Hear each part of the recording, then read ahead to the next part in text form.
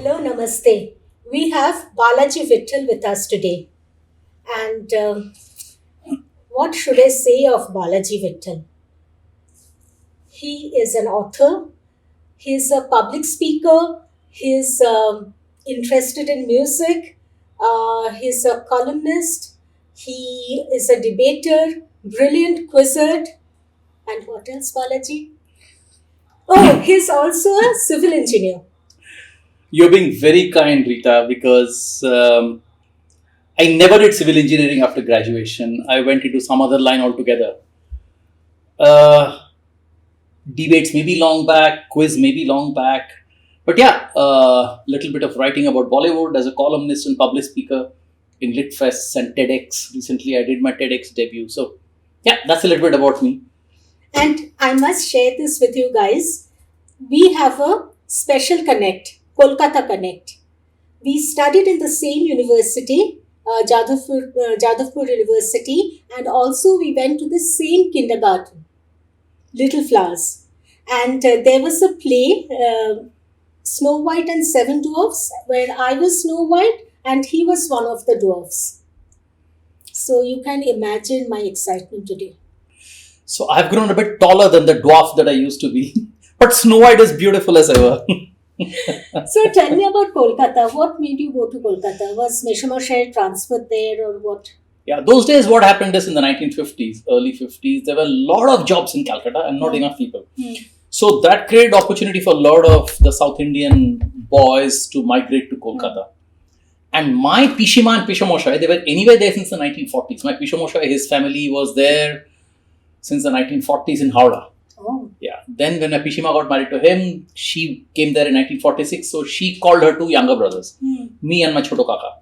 So they came there, they got into a job and they started living there. So you are from Telangana, all of you? Or Uh, I mean, are you a Telugu or... no, I'm a Kannadiga by birth. But again, both my parents from their families, they have grown up in Tamil Nadu, not Karnataka. So I don't have a very strong Karnataka connect. So that's how it happened. You know, my father came to be in Calcutta in the 1950s. My mother, when she got married in the 1960s, she was there, late 60s, she was there. I grew up in Kolkata, so that's the whole thing sort of got into me. I left Kolkata in 1994, but Kolkata hasn't left me. So I keep going there every year, meeting my friends. So it's still, when people say, where are you from? I say, I'm from Kolkata. That's what I say. Yeah, because when I speak to you in Bengali, you speak flawless Bengali. And it seems that I'm speaking to a Bengali, not someone who is brought up in Bengali, in Bengal or born in Bengal. Not like that. I think in Bangla. So In I think Bangla. that makes it easier to speak in Bangla. But, I should have formally learnt Bangla. My mother keeps telling me that. So you should have learned to read and write the Bangla script. That's one of the things on my bucket list, actually. So, when I'm free from my corporate job in a few years, that's what I'm going to do. I'm going to sit down and learn to read and write Bangla.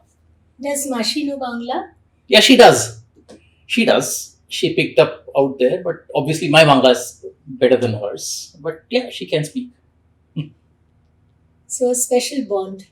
Kolkata Special bond. bond, Kolkata Yes. bond. Yes. So what happened after you passed from JU? What did you do? You became a banker. I became a banker a little bit later, but initially got into Wipro, which was in IT, and I got completely into the hardware sales part of it. And then I joined a bank, Standard Chartered Bank. This was in 97, and I've continued in banking and financial services ever since. Sometime in 2006, 2007, my friends started telling me that you have a flair of writing. Because we used to be on group emails. There were no Facebook and there was no WhatsApp those days. So we used to sort of write on group emails. And my friends told me, try to write something. I said, what do I write? Do something, write something. Then I called up Mr. Mukund Padmanabhan one day of the Hindu Metro Plus. He was the big chief out there. And I called him and said, sir, I want to write something. He said, what do you want to write? I said, I don't know. But I want to come and meet you. I said, okay, come. Maybe he was amused by the whole thing. So then I showed him a couple of small paragraphs I had written. He said, too many typo errors. I said, yes, sir. Apologies for that. Okay, take it. He said, be in touch with my Hyderabad office because I had met him in Chennai. Be in touch with the Hyderabad office and if there's something that comes up, they'll call you. So I got in touch with Hyderabad office, but then I didn't get a call. So 3 months later, I called him again. Sir, I haven't got any call from Hyderabad. He said, wait, I'll talk to them. So then the next day I got a call saying that we have an event in St. Martin's School in Chintal. It was about social change and children and, a little bit of that. And two human resource consultants had come down from Chennai to meet those kids and all that. So maybe there wasn't any staffer available that day. And it was not a very high profile event. Yeah. They said, can you take it on? I said, of course I'll do it. So that was my first story that I wrote. And so I had become a sort of I could call myself a journalist. And the next event they gave me was the Deccan Chargers launch in IPL. The first franchise so there I went properly as the Hindu Metro Plus representative. And there was sitting there with the launch and, VVS Lakshman and everyone. And when was this? This was in 2007. Then Mandira Bedi was the compere and all that. And then I was doing the press conference, asking questions to VVS Lakshman. So things started happening that way, and that's how it started. And you still kept your Kolkata connect? Absolutely, very much. So how did the books happen? 2008, Aniruddha Bhattacharya was my senior in Jadavpur University, and we had done quizzes and Antakshari shows together during our college days. Yeah. So one day we just got talking, and he said that he was planning to write a book on R.D. Burman. I said, let me join you. He said, there are already 2 other co-authors. I can be the 3rd co-author, I said. So then immediately he said, okay, join the gang. So then I packed my bags and moved to Bombay and said, I'm going to spend 3 days out there meeting all these people, all the musicians and all that. Then the interview process started and we started collecting the material. Now, he had already written a chapter way back in 94, 95. Then he got into job and all that, so we couldn't do it. So then we started the momentum built up, and the other 2 co-authors, they had to drop out for other reasons. So it was just he and Aniruddha and I together. And then the whole thing, then we approached many publishers. Nobody would open the door to us because we were unknown entities. Then HarperCollins gave us the break. So we got the contract, and that's how the whole thing started. So how did you prepare yourselves? What did you do in Bombay? You met everybody, the musicians. Yeah, initially we had to do a sort of a chapterization. What is it going to be? So how a publisher evaluates you is how strong is the story idea? Is it a good idea? Are people going to sit up and say, yeah, this is a good idea? Secondly, what is going to be the flow of your book, of your story? So the chapterization will tell them that. And then a few sample chapters to tell you whether you are even capable of writing or not. Okay. So based on these 3 things, so we submitted. The idea was good. R.D. Burman. No, before that, S.D. Burman? No, S.D. Burman came later. Oh. The first book was R.D. Burman. Okay. And in the last 15 years after Pancham had passed away, he had passed away in 94, until 2008 or 2009, there was no book on R.D. Burman. So it was an absolutely fresh idea. Why do you think that there was no book? I mean, why didn't people write on Pancham? Well, there were a good Geet Kosh compilations. Your Vishwanath Chatterjee and one more gentleman, what's his name? So they had compiled a very good book. It's an excellent Geet Kosh, one of the best, I would say. But no book had been written. Music shows were happening. Isn't it sad? It's surprising, but good for us that nothing had been written. So it was an absolutely fresh idea. And so the idea is good. The chapterization, they wanted a few modifications. And the couple of sample chapters that we submitted, they said, looks okay. You can write. We think you can write. Go ahead. And they gave us the contract. And even as we were writing that book, they gave us 2 more contracts actually, for Gata Rahe Mera Dil, and then a book on villains. Yeah, so the contract on villains was pretty old. Okay, then it had to take a backseat because of R.D. Burman, and then Gata Rahe Mera Dil, and then the pure evil, which later became, the book came to be known as Pure Evil. That happened much later. So that's how the whole journey started. Tell us more about R.D. Burman. R.D. Burman, we said, let's write and your national award. Yeah. R.D. Burman, we said, okay, obviously everybody knows that he was a very popular composer. Who all did you meet? I mean, you met Amit Kumar, you met everybody connected, Gulzar Saab to the. We met Amit Kumar, we met S.P. Balasubramaniam among the singers, and we met Abhijit. And then musicians, we met a whole lot of them. We met a lot of them. All his musicians. Most of his musicians we met.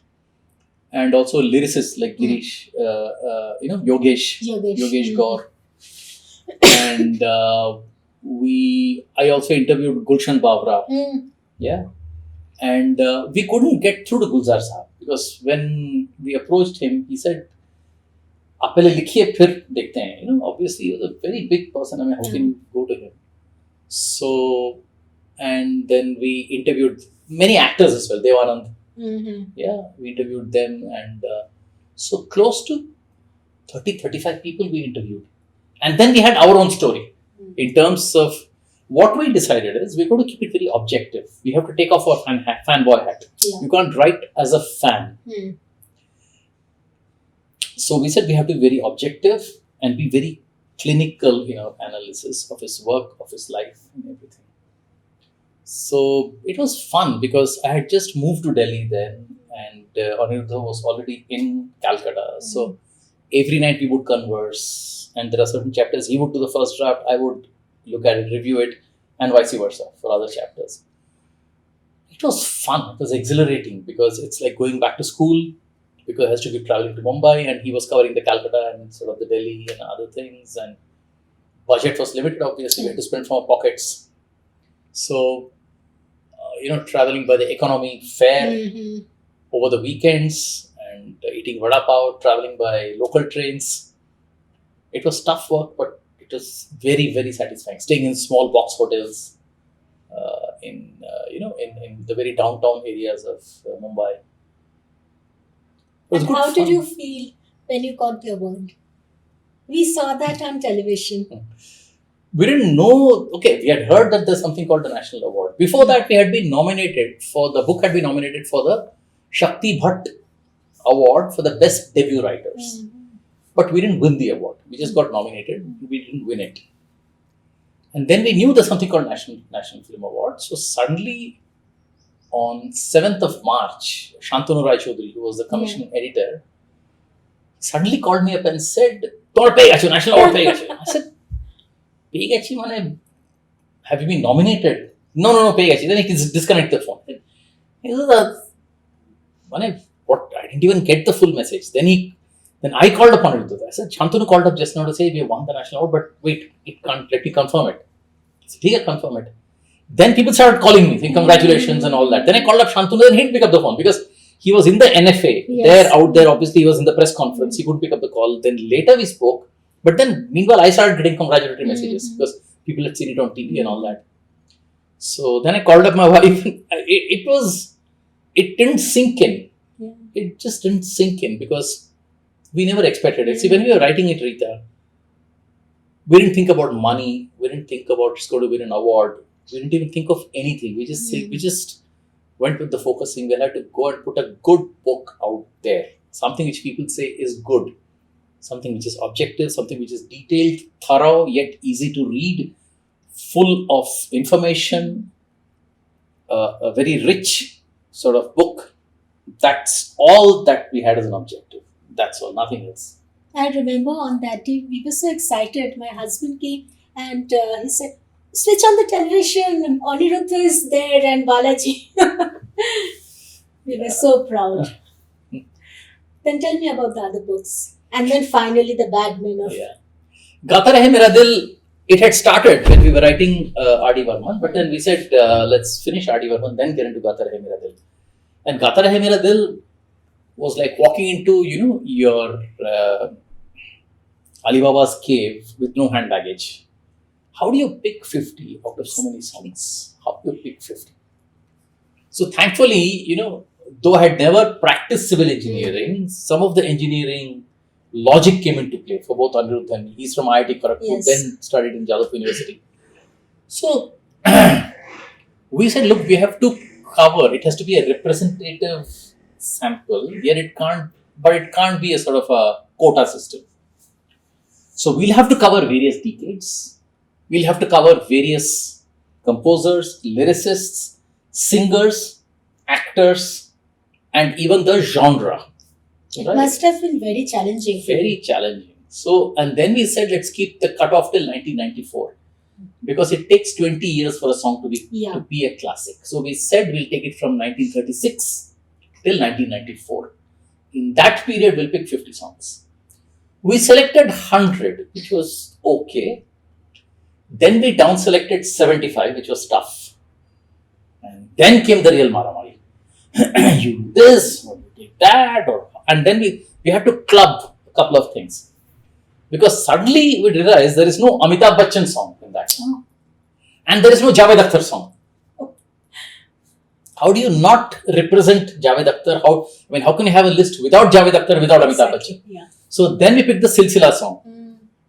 Ye Kahan Gaye Hum.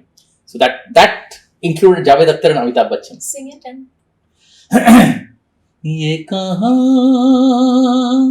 आ गए हम यूं ही साथ साथ चलते तेरी बाहों में जानम मेरे जिस्म जा पिघलते तेरी बाहों में जानम मेरे जिस्म जा पिघलते. So that's how. So from 75 we could come down to 60. And then we went back and asked HarperCollins, can we make it top 60? They said no, 50 is 50. That's it. So we knew we were going to get a lot of flack for that. We're going to get trolled. Because see, to a certain extent, it had subjectivity to it. It was our list. And we didn't include Mughal-e-Azam. yeah. There was no Mughal-e-Azam, there was no Nagin, there was no Anarkali. And we said people are going to, they're going to burn our effigies out there, the way we have selected it. But 80% of the songs are very popular songs and 20% were chef recommends. For example, this one, Jag Dile Deewana. Right? It's a rare gem, it's an unknown gem. It wasn't a big hit, but what a number! What a gem of a number! So that's how it was. And so from 60 down to 50 was impossible. So then we said that 50 film songs, let's include Saigal as a tribute. Okay, we'll say that the first Nawab, the last Nawab and the first. And then we'll say that the 51st song, which is non-film, that was basically Mere Watan Ke Logo by Sri Ramchandra. So that way we could include Sri Ramchandra, otherwise we had not been there. And then we put apologies for people whom we couldn't include. But, a sort of a honorable mention of those. So, people trolled us, saying, ye nahi hai, wo nahi hai, ye to Kishore Kumar ke bare mein char ye hai and all that. And we had to put a cap on each because we couldn't put too much of R.D. Burman and S.D. Burman. So, but yeah, we were happy the book won the award and it won the Mammy Award in 2015. Yes. We're happy about it. So how was the journey? I mean, was it always very positive or you faced a lot of difficulty? See, obviously, any journey has its own difficulties. Any journey has its obstacles. And book writing is no different. So while writing Gata Rahe Mera Dil or R.D. Burman, obviously, there were project overruns, there were cost overruns. The story didn't come through completely. We had to go through various edits, multiple changes, chopping and changing, or even discussing with the editors and saying, this is not working, that is not working, cover ye theek nahi hai. So there are obstacles. And the experience with the people you interviewed? They were very nice. Invariably. They had all been extremely nice. So we owe the success to all the people in the industry who were so generous to us. One example is Kersey Lord. He spent hours and hours with me at his home. I would play out each and every song and he would tell me who played which instrument for each song. Amazing. Homi Mullah. He would treat me like a guest at his own place and he would share a lot of information because it was also their book. Yes. And when we launched the book at Oxford in Mumbai, we invited everyone and they came. It was their book, ultimately. Same I can say for even Gata Rahe Mera Dil. I interviewed Milind Srivastav of Anand Milind. So I said, apart from the Burmans, yours is the only other father and son duo to feature in the book. Because Chitragupt song was there, Jag Dile Deewana, and Kayamat Se Kayamat Yeah. song was there. So that's how it was. And he, and all the, backstory, all that they shared. And even for Pure Evil, my latest book, which is on villains. But for the industry, couldn't have done it. Everybody in the industry, they were so generous, so helpful, so cooperative. Danny Denzongpa, Yashpal Sharma, he spent 3 hours with me. And Yashpal Sharma, he was so busy that day, despite he was in his makeup room. While doing makeup, he was talking to me. So it was an amazing experience. KK Menon, I interviewed him at Raheja Lokhandwala, standing next to the swimming pool. And he was due to go for a shoot at 10 o'clock in the night. So interviewed between 8:45 and 10 in the night. And we had a coffee. He said, Balaji, you have to rush. My van will land up any minute now. So, I also want to know that why was Bollywood your, Yeah. theme? Why not, you were in Calcutta, why not the Tollywood film industry? Why not the Telugu film industry or any other film industry? Why Bollywood? Yeah, I would love to write about Tollywood, Bangla film industry because, but one, my problem is I can't read and write Bangla. That's a big constraint for me. I We are love there Bangla now. cinema. We are there. Of course. I love Bangla cinema. See, I have grown up watching Bangla and Hindi films, mostly a little bit of Hollywood as well. I love Bangla and Hindi both for very different reasons altogether. Bangla for the sheer class and the depth and the literary value and the enrichment, the one that comes in there, and Hindi for the sheer glamour and the big bang effect. How you lap up people and how, it becomes like a cult. After cricket, that is the next one. The next biggest thing is, Bollywood. So I love them for very different reasons and love them equally well. Telugu, see, the point is when I moved to Hyderabad, I was always in the corporate sector. I was never a student when I was in Hyderabad, so I never had to learn Telugu. I used to manage with, even today I manage with, Hindi and English and all that. So that's why, but yeah, I've lived in Hyderabad for over 20 years now, so obviously I like the place a lot. People are very good out here. So if I were to go next, I would have to pick up something in Bangla. I would love to prioritize Bangla and learn Bangla. And let's see if I write a book on Bangla. I'd love to do that. Let's see. And about the villains of Bollywood. Yeah. Why did you choose this villains? This was also a sort of idea given by HarperCollins. HarperCollins. They said there doesn't exist a book on the villains. So can you take it up? We said we'll take it up. But then Aniruddha got busy with the Kishore Kumar book. So we said, and I wasn't able to concentrate on the Kishore Kumar book. And both of us were co-authors of both the books. So I said, Aniruddha, mera kaaj karo, you focus on the Kishore Kumar book. And you focus I'll do this. Right. So how different it was from co-authoring and being the sole author? It was very different in many ways. One is co-authoring versus solo authoring. Secondly, it is a complete genre shift. I'm not writing about music. Thus far, I've been writing about all the good people. Now I have to write about all the bad people. So there is a big shift. When you're writing a biography, you have a finite start and end point to the story. In this villain's book, what do you write about? What is the start point? What is the end point? And what is going to be the core story of it? Is it a sort of a Wikipedia synopsis of all the films? Or is it a collection of bios of all the actors? Neither. So it's about villainy. To get a grip over the story, it took me a good 2-3 years. So I started writing in 2011 and till 2014, 2015, I had not figured, because I was working on the Gata Rahe Mera Dil as R.D. Varman anyway. When I picked it up again in 2016, the story didn't come through. I kept interviewing all the actors. I was building up a big bank of transcripts. But what do I do with it? There's got to be a story on which you layer all the interviews, the interview transcripts and what they have shared with you, the anecdotes. That can buffer up your core story, but that can't be a core story in itself. No. So what my manuscript was looking like was like a copy-paste of the various transcripts. And that's not a story.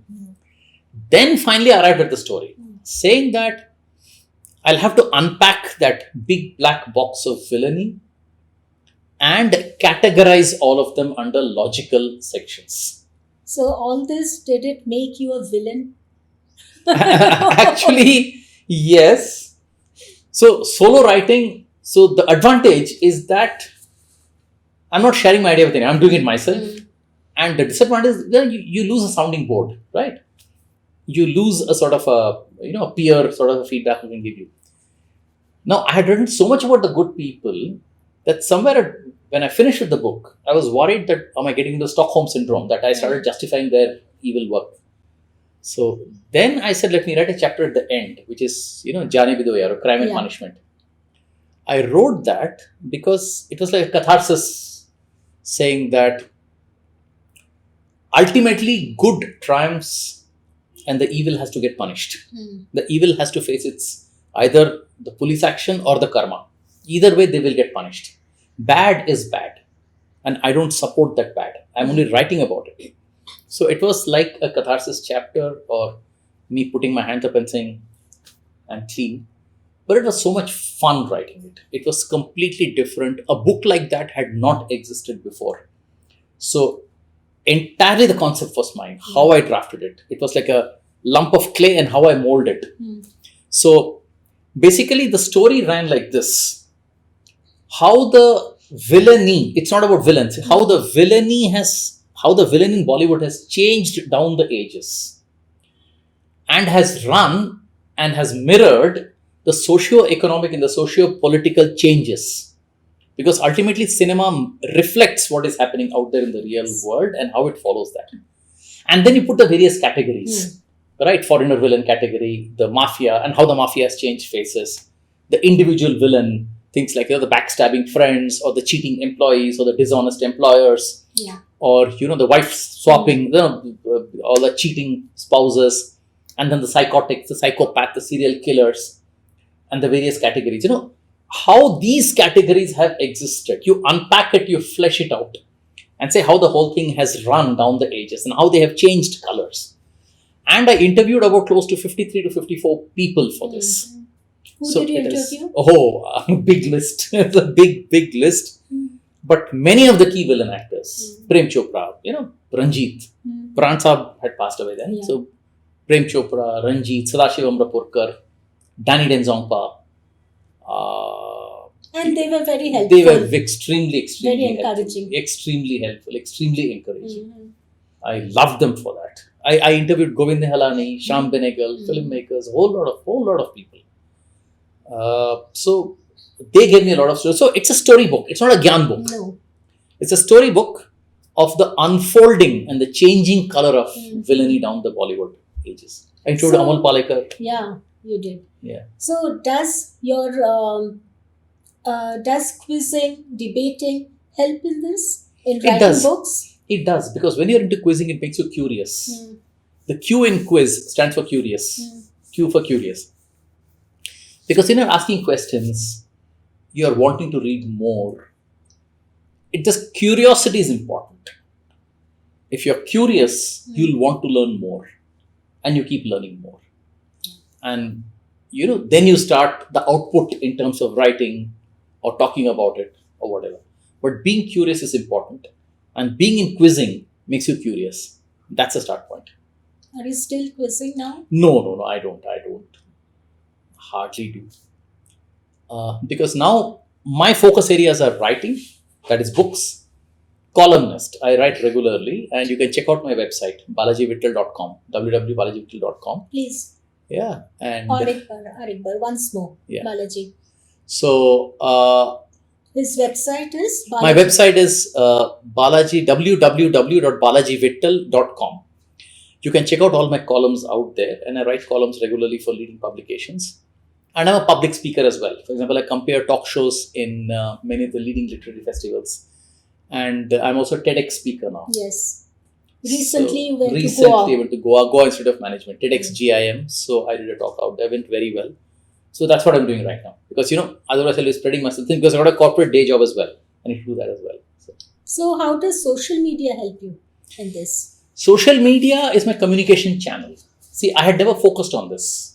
And I was guilty of not having focused on this, but better late than never. Now I'm trying to increase my social media reach on Twitter, mainly Twitter, and of course Facebook reboot because I was out of a little bit of Facebook. But that's a currency today. You have to be on social media. You have to be known on social media. That's a currency.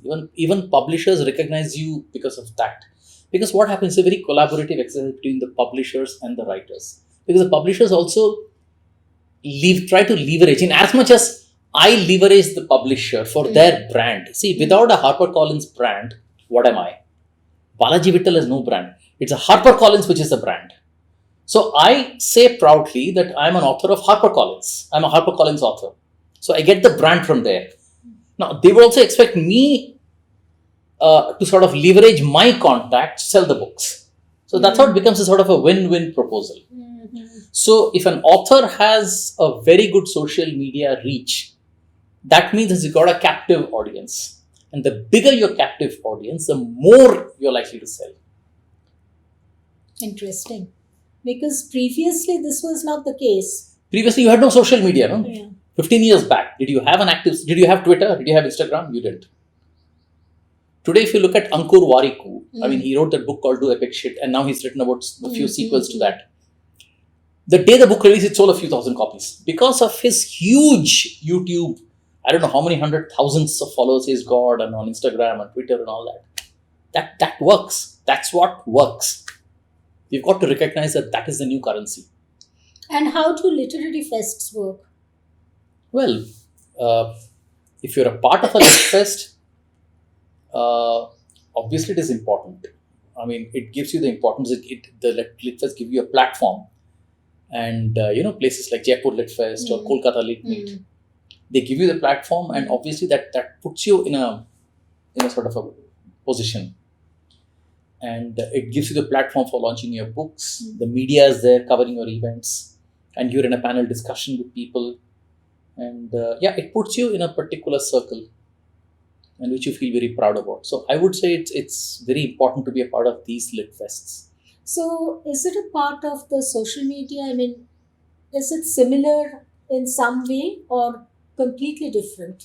So you can channelize the output of that to your social media. For example, if you have done a show out there with, I've done a show with Ruskin Bond and Shabana Azmi and all that, right? It was a tribute to Shashi Kapoor. Yeah.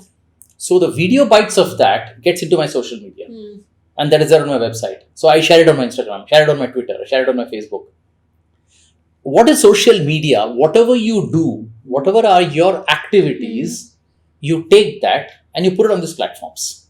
That's what you do. So if you've attended a lit fest and there is a video grab of that, take it and put it on your social media. Edit it properly, of course. That's how it works. So do you feel yourself to be a star? Not at all. Not at all. Believe me, not at all. I think I have a long way to go. These are only the first baby steps. And I would like to always remain humble because I know it's a long, long journey and it has just started. And I'm nowhere even close to being a star or anything. Tell me about your children. What do you expect from them? I want them to be independent, emotionally and financially. I would like them to be... One is a lawyer. And one is studying law. My son is studying law. And He's studying post-graduation. And my daughter is working in Mumbai. She's a CA. And she's also a dancer. And she's on Instagram.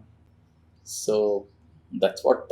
And nothing would make me feel more proud than to see them independent financially and emotionally. That's what I would like them to be.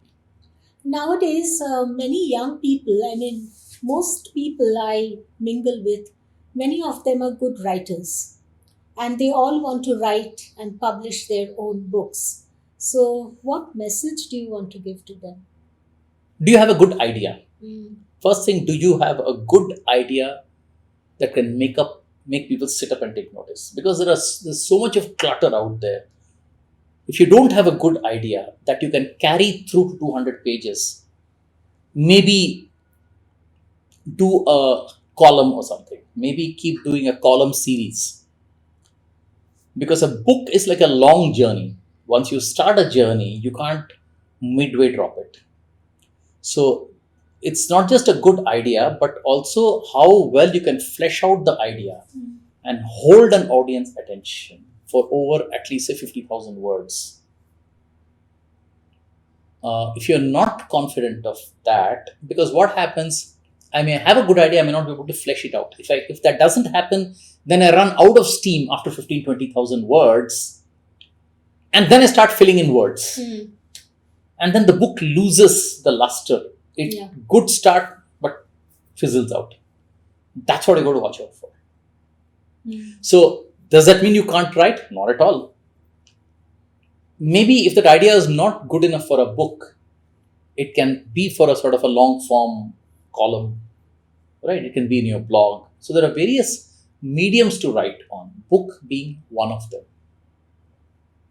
So what do you do in your spare time? What spare time? You don't What spare time? I don't have any spare time. I have my day job, and then I do as a book writer, as an author, as a columnist and public speaker. I'm speaking right now. So that's it. What spare time? What has happened is cricket has completely gone out of my life. There was a time when I couldn't, take my ears away from the radio. I couldn't take my eyes away from the TV, even for the 5-day test match. Yeah. Today, I don't even watch IPL, which is the most exciting form. I don't watch that. Cricket has gone out of my life. I had to take something out to bring something in. And music? Music, yeah, I listen to old music. That's it. When I'm working, I listen to old music. That's So, it. are you interested in Western music? No, on Bollywood and Bangla, and that's it. So, can you sing a Bengali song for us? Bangla? Bangla, হ্যাঁ, চেষ্টা করতে পারি। Or a Hindi or Bollywood No, number? I can. Anything.